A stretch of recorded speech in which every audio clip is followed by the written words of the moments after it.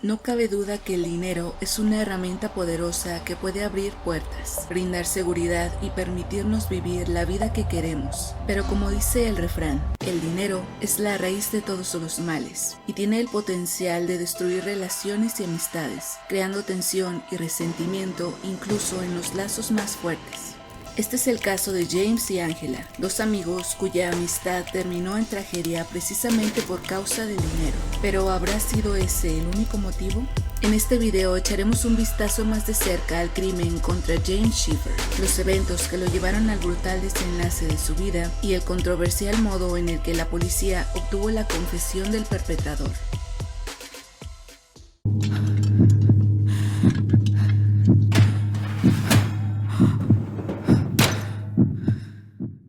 El 4 de abril del 2013, la familia de James Schiffer, de 36 años, reportó su desaparición ante las autoridades, luego de no tener noticias suyas desde la madrugada del 13 de abril. Lo último que se supo fue que James, quien trabajaba como conductor de limusinas, tenía programado un viaje en el cual debía conducir hasta la ciudad de Kissimmee para recoger a un grupo de personas a las que llevaría hasta la ciudad de Tampa, para posteriormente hacer ese mismo recorrido de regreso.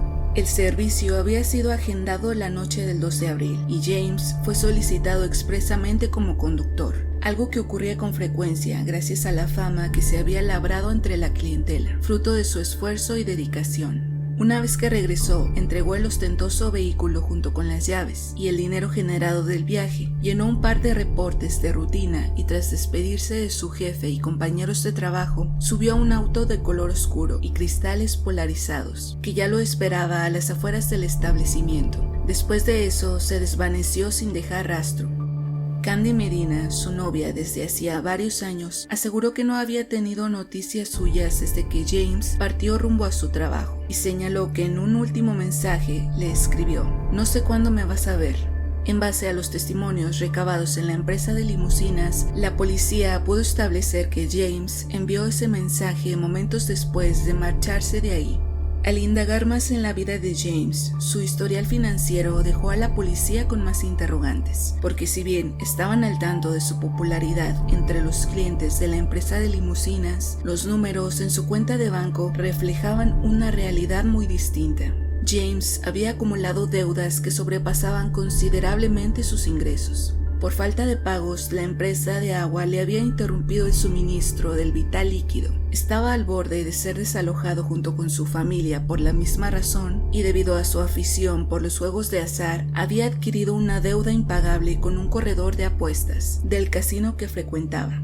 Los detectives intuyeron desde un inicio que definitivamente había algo extraño en la desaparición de James. Por un lado, llamó su atención la desconcertante desconexión con su novia, porque es cierto que ella dio pie para que las autoridades se involucraran en la búsqueda de James, al notificar el hecho a sus padres, pero también se podía notar la falta de un genuino involucramiento entre ambos, lo cual salió a la luz cuando la joven aseguró que desconocía totalmente la avalancha de deudas en las que su pareja se hallaba inmerso. Otra posibilidad era que, debido a su adicción a las apuestas, el mismo James se hubiese involucrado con personas equivocadas, y eso hubiese sido la causa de su misteriosa desaparición. Y una última era que él mismo decidiera simplemente marcharse y no volver, con la intención de empezar desde cero, libre de responsabilidades y deudas.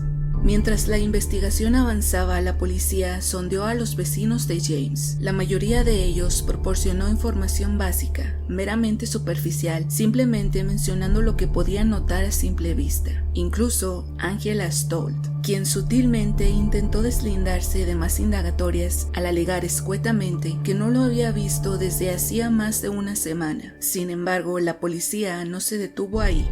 Angela confirmó sin ahondar en detalles lo que los detectives ya sabían. Los vecinos a los que entrevistaron previamente habían declarado que aquella mujer de contextura delgada y personalidad introvertida pasaba horas en compañía del hombre que ahora estaba desaparecido. Además, ¿cuál podría ser la razón para reservarse algo tan obvio? No era que estuviesen diciendo que ella tuvo algo que ver. No obstante, la actitud reservada de Angela y su evidente reticencia a dar más detalles sobre su relación con James solo provocó que los detectives se interesaran aún más en ella. A final de cuentas, era poca la información con la que contaban, y estaba claro que no descartarían ninguna pista por pequeña que fuese. De ese primer contacto, cuya información no resultó ser trascendental en el momento, la policía supo que ella y James se conocían desde hacía aproximadamente 6 años, y que debido a que los hijos de ambos solían jugar con frecuencia por las tardes cuando eran más pequeños, ambos habían entablado una amistad que había perdurado hasta la actualidad. Transcurridos casi 4 días después del reporte de desaparición y tras varias pistas que conducían a callejones sin salida, los detectives decidieron volver nuevamente al domicilio de Angela, después de descubrir información relevante sobre ella y James. En esta ocasión, con el consentimiento de Angela, los detectives ingresaron a su casa para descartar que James estuviese al interior, voluntaria o involuntariamente, luego de que la mujer les mostrara un mensaje de texto enviado por el propio James, en el que le decía que estaba siendo perseguido por otras personas. La búsqueda allí no se extendió demasiado. Angela parecía tener un problema con la acumulación de basura y demás objetos, razón por la cual la limpieza tampoco parecía llevarse a cabo con regularidad, pero más allá de eso no encontraron nada fuera de lugar. No obstante, y dada la información que ya tenían sobre ella, los detectives le solicitaron que se presentara en la estación de policía para una entrevista más formal. Lo más trascendental que surgió de esta conversación con los investigadores fue que desde octubre del 2012, Angela era representante de James en el programa de beneficios que otorga el Seguro Social, en su caso por una enfermedad mental que le impedía desempeñarse adecuadamente en trabajos que requerían un empleado a tiempo completo, concepto por el cual James recibía mensualmente la cantidad de $1,200, y Angela, al fungir como su representante, tenía la obligación de administrar el dinero y de entregar anualmente un reporte de ingresos, gastos y ahorros a la administración del Seguro Social. En un inicio se había mostrado reacia a aceptar porque no quería adquirir esa responsabilidad, pues ya tenía demasiado que manejar estando sola a cargo de sus hijos, a la par de sobrellevar sus propios problemas de salud. Angela era su única alternativa, por lo que James hizo hasta lo imposible para convencerla, jurándole una y otra vez que le pagaría $100 mensuales en cuanto le otorgaran el apoyo, y hasta el momento en el que ella decidiera no continuar siendo su representante. Sin embargo, la realidad fue muy diferente, y la regularidad del pago por sus servicios terminó siendo determinada por la memoria de su amigo, hasta que finalmente todo quedó en el olvido, y el dinero no llegó más, pese a que ella continuó cumpliendo con su parte del trato. La cuenta de Angela, donde James recibiría los depósitos, fue actualizada de común acuerdo para que fuera una cuenta conjunta, que además contaba con la opción de adelantos en efectivo, haciendo posible que cualquiera que tuviera acceso pudiera retirar más dinero de lo que había en la cuenta, obviamente pagando un interés por ello. A partir de ese momento, todo fue cuesta abajo. James sobregiró la cuenta casi todos los meses, se endeudó con el propio Seguro Social al solicitar un préstamo y como no realizó los pagos correspondientes a su debido tiempo, la institución le redujo los depósitos mensuales a $900 y el resto automáticamente fue destinado a pagar dicha deuda, que ascendía a los $30,000. Y como el dinero no le era suficiente, en más de una ocasión convenció a Angela de que sacara préstamos a nombre de ella y le entregase el dinero a él. Las preguntas de los detectives finalmente daban trasfondo a la información que ya habían recabado de James y Angela mediante los registros disponibles, así como de las entrevistas a familiares y amigos. Sin embargo, aún había algo que no cuadraba. Otros testigos entrevistados, si bien no conocían demasiados detalles, sí estaban al tanto de las actividades turbias en las que James participaba, porque el propio hombre no paraba de hablar sobre aquello entre sus conocidos, quienes lo describían como un buen hombre, pero cuya vida giraba en torno al dinero y nunca parecía tener suficiente. En cambio, Angela atribuía su ignorancia con respecto a esa parte en la vida de su amigo a que nunca solía hacerle preguntas, pero teniendo como antecedente la actitud fanfarrona de James, era imposible de creer que Angela supiera tan poco como aseguraba. y luego de presionarla un poco más, reveló que la madrugada del 5 de abril, James se presentó ante su puerta sin previo aviso para pedirle dinero, describiendo su actitud como impaciente y nerviosa. Tuvieron una breve discusión porque él quería más dinero, pero ella se negó a dárselo. Finalmente le dijo que se iba a ir por un tiempo. Tomó el dinero y se fue en un auto color plateado, cuyo conductor no logró distinguir, argumentando que no lo notificó en su momento porque no quería ponerlo en peligro, al suponer que los negocios con su jefe se habían salido de control y por eso James intentaba ocultarse, propiciando que todos pensaran que había desaparecido. Los detectives estaban al tanto de que la empresa de limusinas servía como fachada de un negocio mucho más lucrativo y por supuesto ilegal, del cual James formaba parte.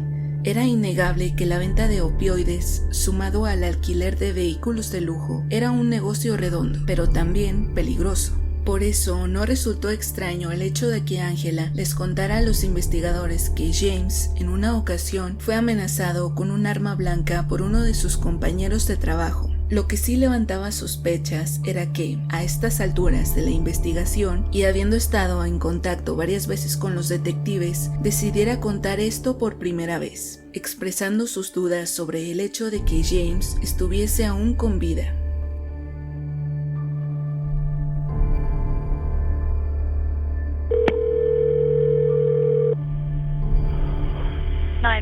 Where's your emergency? La madrugada del 21 de abril del 2013, April Leach llamó al 911 para solicitar ayuda porque su hermana, Angela Stolt, amenazaba con hacerse daño. El colapso mental de Angela sobrevino de manera súbita durante una visita a casa de sus padres y hermana. En medio de la conmoción, Angela, que no dejaba de llorar histéricamente, abrazó a sus hijos mientras musitaba palabras de despedida, según lo relatado por April a la operadora del 911, quien le preguntó por qué motivo se despedía, a lo que ella no dudó en responder que su hermana les confesó que había cometido un crimen y que estaba siendo investigada por eso.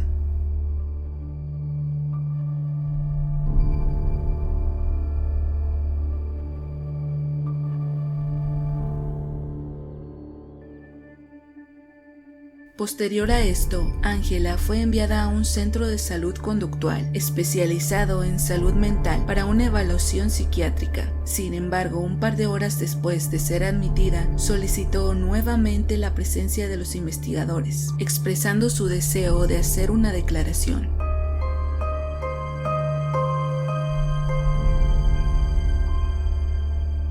La filosofía de vida de James empezó a causar estragos en su amistad con Angela. Gastaba dinero como si no hubiera un mañana, y ella, que por alguna razón no se había detenido a pensar mucho en eso, de un tiempo para acá comenzó a ver con recelo su manera de gestionar el dinero. Angela no había sido la única persona de la cual James se había aprovechado de sus buenas intenciones. Su padre también fue objeto de su insaciable sed de dinero, y cuando James no pudo obtener más de él, y mucho menos de Angela, pensó en el padre de ella. Por semanas le insistió para que lo convenciera de prestarle dinero, llegando a ofrecerle como garantía el título de propiedad de su camioneta. Angela se negaba cada vez que el tema salía a colación, pero eso no desalentó a James, y su constante insistencia terminó por abrumarla, ocasionando que cediera. James la inundó con un sinfín de agradecimientos, sin notar que finalmente había colmado el vaso de Angela. Alrededor de las 3 de la mañana del 3 de abril, como de costumbre y en compañía de sus 2 hijos adolescentes, Angela pasó a recogerlo a su trabajo. Condujo de vuelta a su casa y cuando los 2 jóvenes se retiraron a sus habitaciones para dormir, ella y James iniciaron su velada nocturna como cualquier otro día, sentados en el sofá de la sala de estar, charlando y esperando a que el fármaco que habían disuelto en un vaso con vodka y licor de durazno potenciara el efecto del alcohol. De este cóctel, Angela bebió solo una tercera parte y James el resto.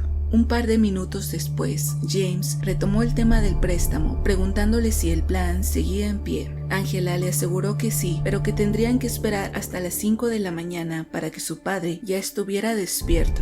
Casi llegada la hora y habiendo tomado la precaución de mantenerse suficientemente sobria, condujo por más de 10 kilómetros con rumbo al cementerio y una vez ahí aparcó el auto cerca de un roble. James, aturdido por el efecto de la bebida, la miró con expresión desencajada y soltó una frase coloquial de desconcierto, pero luego se tranquilizó cuando Angela le respondió que aún faltaban 15 minutos para las 5.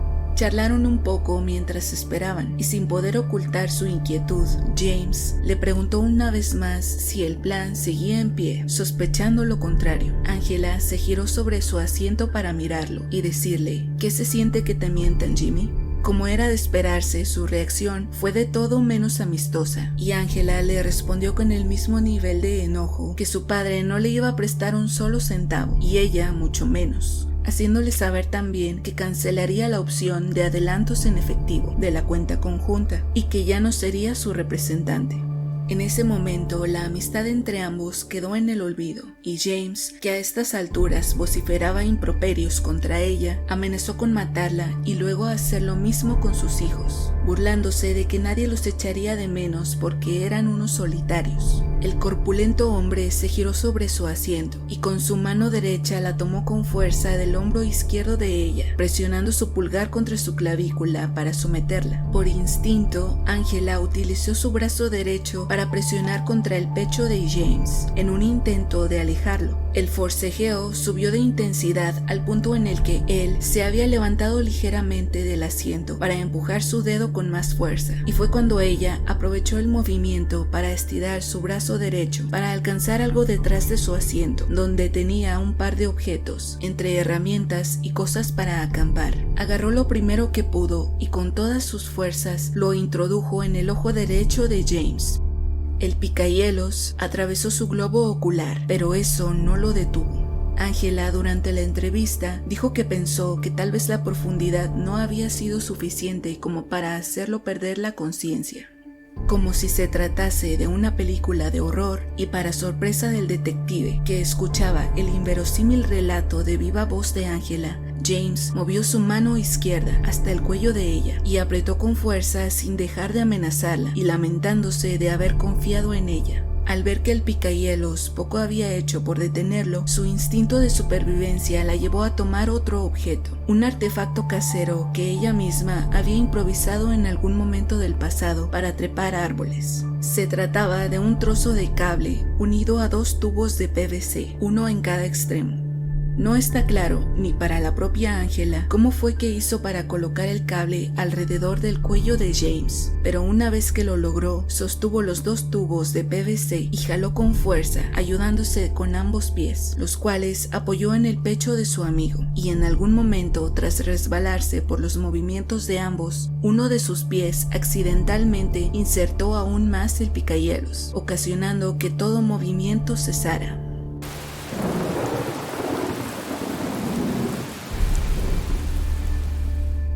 El picahielos fue también incrustado en el ojo izquierdo de James después de su deceso. Sin embargo, Angela aseguró que no recordaba del todo cómo el objeto había terminado ahí, pero que lo había insertado y movido en círculos con la finalidad de asegurarse de que James ya no la siguiera atacando.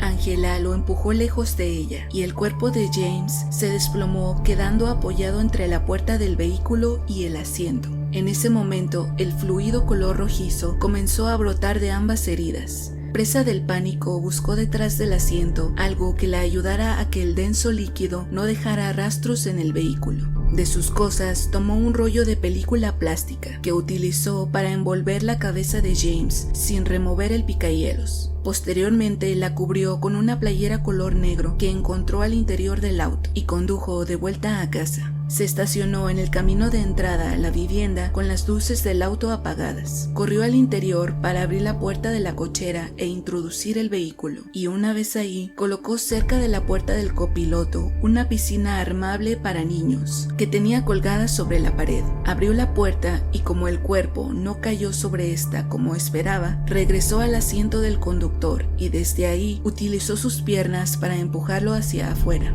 Tras sacar el auto de la cochera y cerrarla con llave, Angela se quedó dormida en la sala de estar durante la mayor parte del día, no sin antes ordenar a sus hijos que se mantuvieran alejados de la cochera. Al día siguiente tomó otra piscina armable que tenía y después de verter una cantidad considerable de sal, tomó un serrucho para cortar madera, con el cual se aproximó al cuerpo de James. Al finalizar, trasladó los restos a la piscina con sal. Luego obligó a sus hijos a permanecer en su habitación y después tomó las 4 extremidades y cabeza con la intención de deshacerse de la mayor evidencia posible. Las colocó en ollas y con la ayuda de una carretilla las transportó hasta la cocina, donde comenzó a probar distintos métodos que le facilitaran el ocultamiento de evidencias.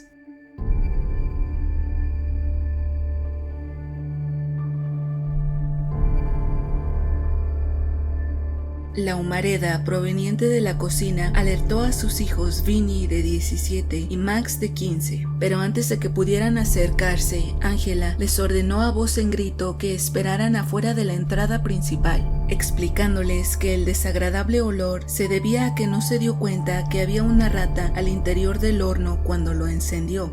Mientras todo este caos sucedía al interior, afuera la policía se encontraba en el vecindario entrevistando a los vecinos por la desaparición de James. Y como sus hijos aún seguían en el jardín delantero, Angela salió para tomar aire fresco, ignorando que los detectives se encontraban a pocos metros, en casa de una vecina. Pero cuando se dio cuenta, decidió aproximarse a ellos, con la intención de evitar que estuvieran demasiado cerca de su casa.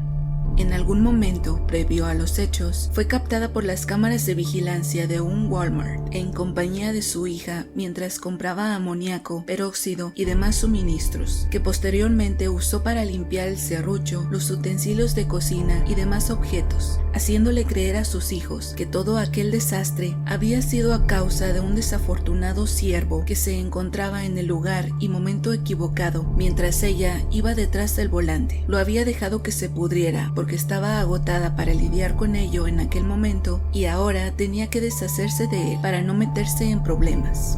Como las bolsas estaban demasiado pesadas, pidió ayuda a uno de sus hijos para subir una parte al maletero del auto. Esperó a que oscureciera y luego, en compañía de ambos, condujo a distintos lugares dentro de los límites de la ciudad de New Smyrna para desecharlas. Las bolsas restantes las ocultaron en el área circundante al cementerio Austin. En total, tuvieron que hacer 2 viajes, porque la cantidad de bolsas superaba la capacidad del maletero, debido a que también colocó ahí las ollas, ambas piscinas armables y demás objetos de cocina que utilizó. Al día siguiente removió la tapicería interior del maletero y se deshizo de ella en un terreno adyacente a un lago cercano a la carretera estatal 415, dentro de los límites de la ciudad de Deltona, y tiró el serrucho en un contenedor de escombros ubicado a un par de metros de su casa, aprovechando los trabajos de remodelación que se realizaban en uno de los inmuebles. Para sostener la fachada de que James seguía vivo, mantuvo consigo el móvil de su amigo y siguió enviando mensajes pretendiendo ser él, haciéndole creer a su familia que estaba bien y que no se comunicaran con él porque su vida corría peligro si alguien descubría dónde estaba. Pero temerosa de que alguien la descubriera por la ubicación del dispositivo, eventualmente lo colocó dentro de una bolsa plástica y lo enterró en una jardinera cercana a la entrada del Parque Campbell.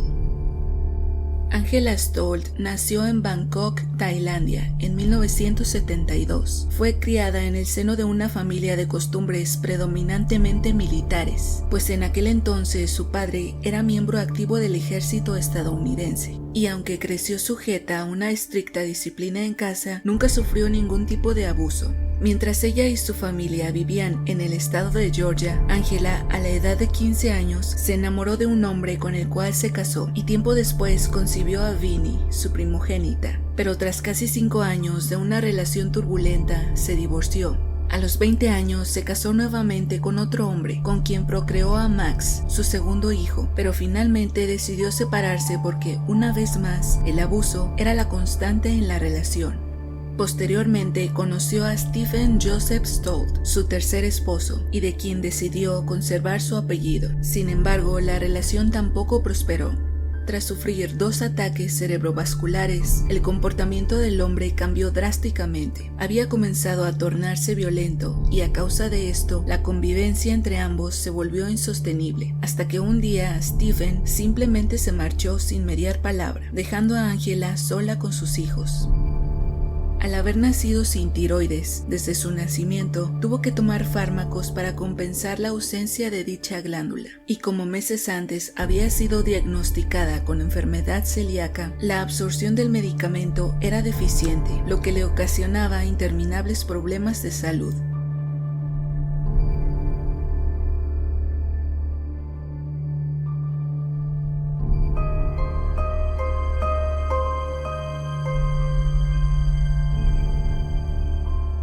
Con el objetivo de socavar la validez de la confesión otorgada por Angela, la defensa argumentó que al momento de la entrevista con los investigadores, su cliente se encontraba claramente perturbada emocionalmente y no había dormido más de 2 horas en los últimos 4 días, señalando como cuestionable la manera en la que las autoridades habían manejado la situación, ignorando las múltiples ocasiones en las que ella solicitó un abogado durante las largas jornadas de preguntas y en las que no contó con otro alimento más que unas papas fritas y un refresco, mencionando que la razón de que Angela llevara a James hasta el cementerio, sabiendo de antemano que no iría a pedirle dinero a su padre, era porque no quería que James estuviese cerca de sus hijos cuando le dijera que ya no sería su representante, porque sabía que James se pondría furioso y empezaría a gritarle. Y dado el historial con sus parejas anteriores, donde predominaban las discusiones a gritos, no quería que sus hijos vivieran esa experiencia de nuevo.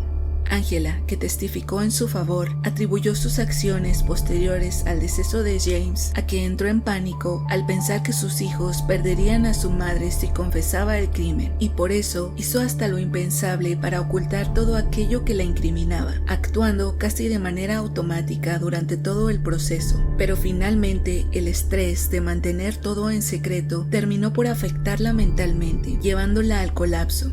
No obstante, la fiscalía señaló las múltiples ocasiones en las que mintió a la policía al asegurar que no había visto a James, incluso minutos después de haber cocinado sus restos, cuestionando la claridad mental y serenidad que mostró en aquellos momentos, remarcando que el crimen había sido motivado por el dinero, siendo la gota que derramó el vaso el hecho de que James, por sus deudas y sobregiros constantes, la metiera en problemas con la administración del Seguro Social por el manejo inadecuado del apoyo que recibía, y que la premeditación del acto había quedado evidenciada cuando fue captada por las cámaras de vigilancia de Walmart en las horas previas a lo ocurrido, mientras compraba varios suministros, entre ellos guantes de látex y plástico para envolver. Pero lo que llevó al jurado a tomar la decisión definitiva fue el testimonio de su hermana April, quien contó que 2 semanas después de la desaparición de James, Angela los había reunido en casa de sus padres, donde les confesó el crimen.